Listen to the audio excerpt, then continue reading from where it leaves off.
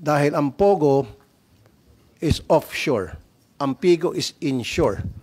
So, ibig sabihin, ang manunugal ng Pigo ay mga Pilipino.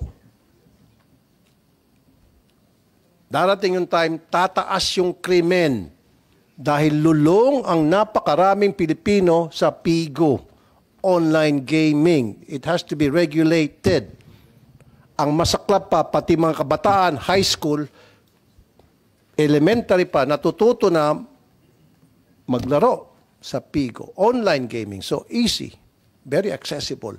Marami na sa mga napabalitaan ko, mga high school, even college, nag-stop yung iba, nangungupit sa kanilang mga magulang, mga empleyado, nag-istapa, nasisibak sa kanilang trabaho dahil dito sa Pigo.